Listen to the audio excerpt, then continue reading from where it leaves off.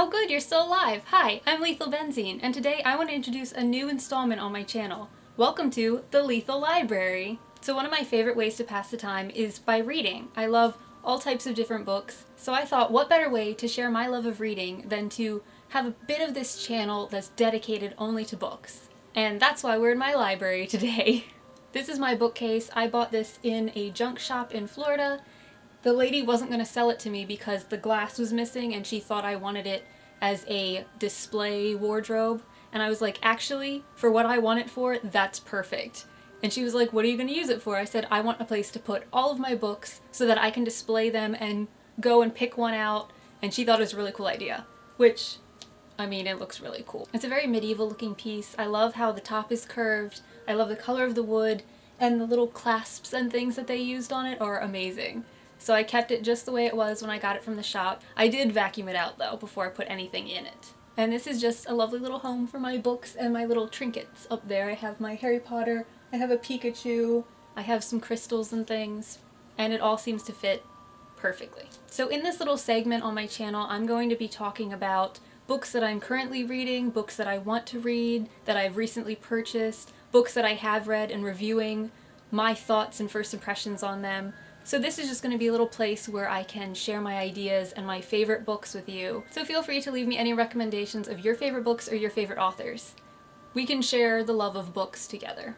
So today I have a little bit of everything. I have books that I have recently purchased, I have books that I just finished reading, and I have books that I'm currently reading to talk to you about. I'm sure in the future maybe they'll be separate or it'll be a little more organized, but today I just thought, let's go with it, let's just get this started because I'm really excited about this idea. So the first book that I have as a review is actually a series.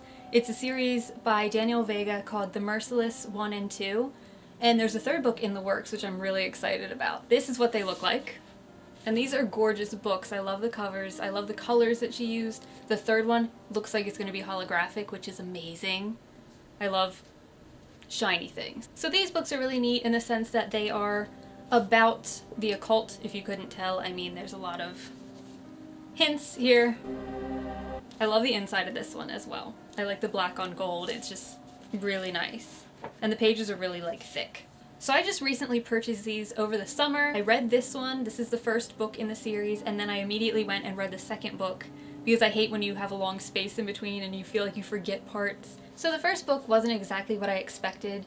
This is a story about a high school girl named Sofia Flores. She moves to a new town, her mom's in the military, they move around a lot, and she's trying to find friends in this new high school that she's attending, and she accidentally falls into a really bad situation. So she falls into a group of high school girls who believe that they're saving people, and they have a common enemy who is a girl called Brooklyn. So there's a couple weird things going on at this school. People are finding pentagrams and dead cats and things like that, sacrifices. So these high school girls decide to pin it on a girl named Brooklyn, who they then want to try and save.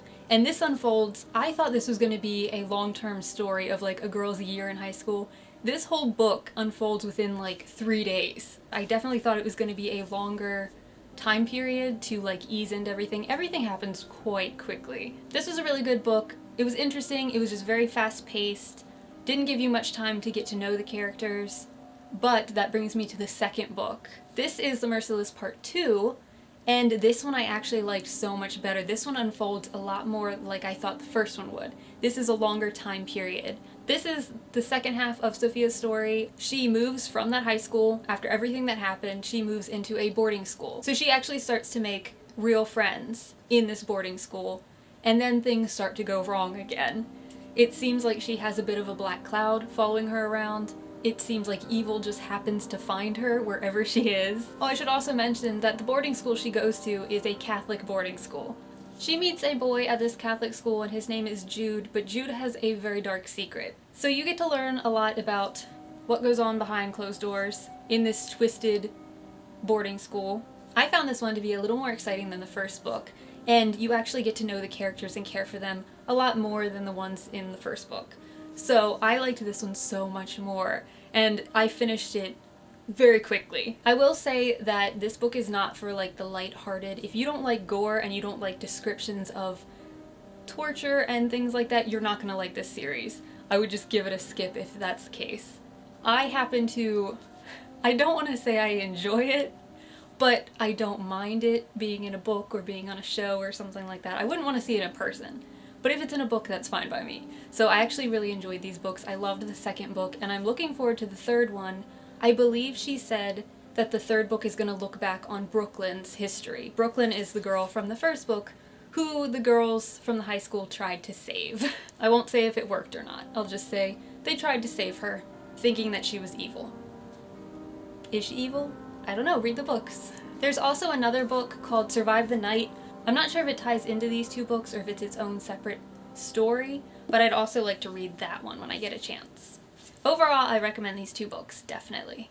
So moving on to a book that I'm currently reading right now. This is going to be my first impression on this book. I'm not entirely sold one way or another. I just want to give my first opinion on it. I'm almost done it. I only have a couple more chapters. This is my bookmark. My bookmark is actually a free thing that they give you, and it has precautions on sporting activities, driving, at home or at work, because it's for the United Spinal Association. But good to know. Don't hurt your spine. So this book I was excited to read. It's a long-term author that my mom and I both have liked and read. It's V.C. Andrews. I saw this in our local supermarket, and the title is what drew it to me, and of course the back of it. It's called Sage's Eyes, which Sage is the name of my car. I love the name Sage. If you're one of those weird people that name your cars, hi, let's be friends, because I did it. And I read the back of this. It's very intriguing, but it's very vague on what they're talking about.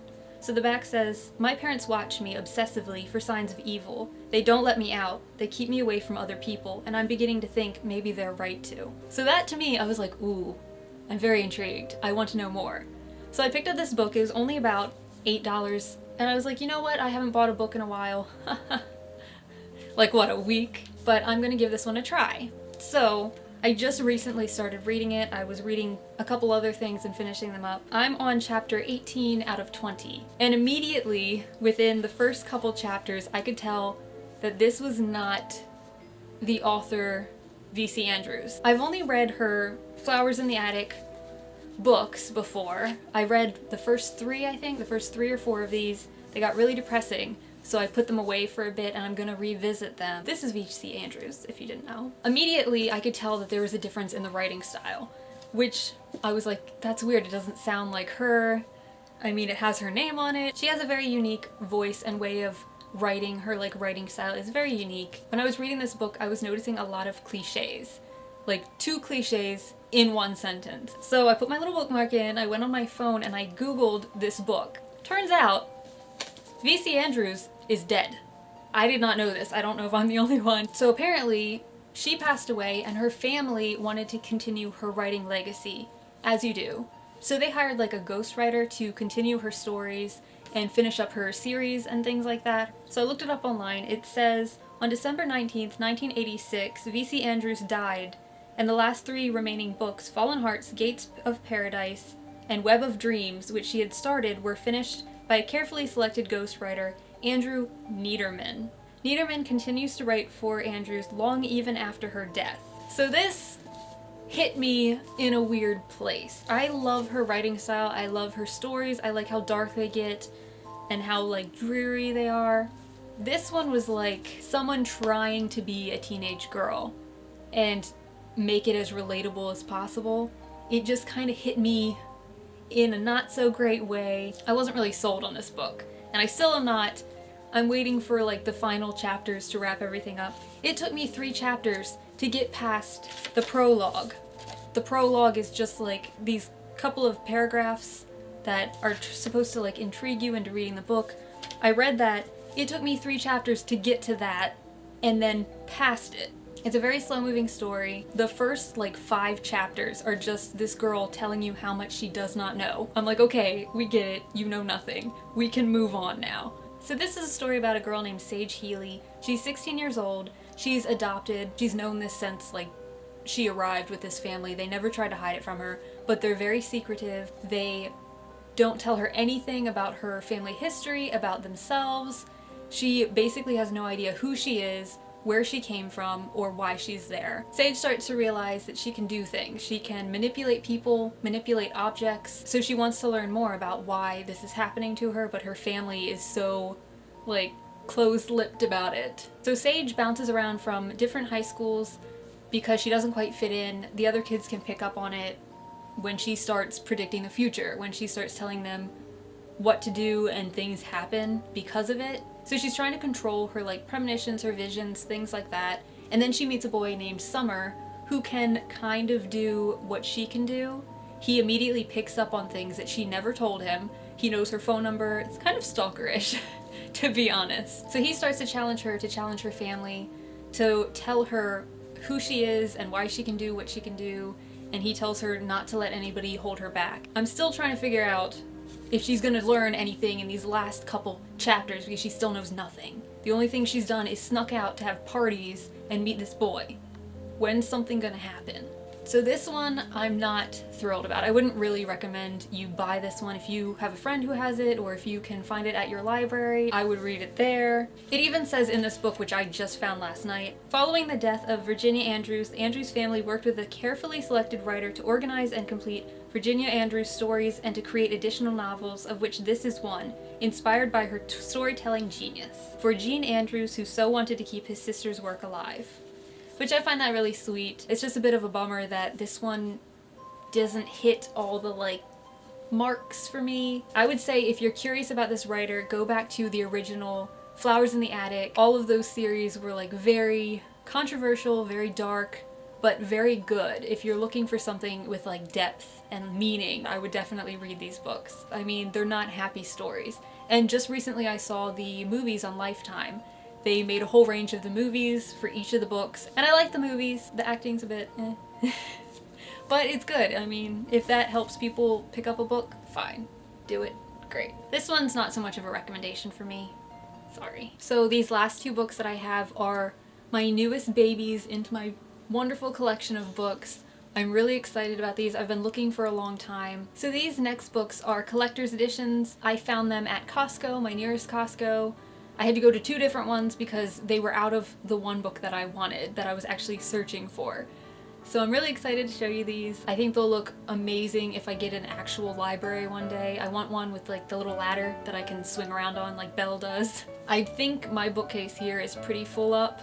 There's not many spaces. I'm stacking books on top of books, which I'm sure you're not supposed to do, but I'm very low on space for books. But I continue to buy them because I can't say no. They're just too pretty. These are gorgeous. They have like the fake leather binding. I'm not sure if it's real or fake, to be honest. They're made to look like old library books, like something you'd find in a study with a leather couch, like a smoke room. So the first book was just a typically me thing to find. So at Costco they had them all stacked on top of each other, which kind of sucked because it was like a very narrow pile. I wanted to see which they had, and they were all stacked and like mixed together.